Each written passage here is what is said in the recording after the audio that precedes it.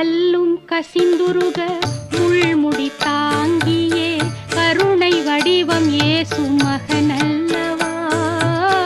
கல்லும் கசிந்துருக முள்முடி தாங்கியே கருணை வடிவம் இயேசு மகனல்லவா. தொல்லுலகில் பாவ சுமைதனை சிலுவையாய் தோளில் சுமந்தவர்க்கு தாயல்லவா.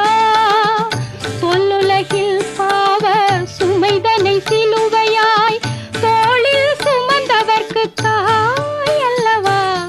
அன்னை நீ எனக்கொரு வரமருள்வாய், ஆரோக்கிய மாதாவே அருள் புரிவாய்.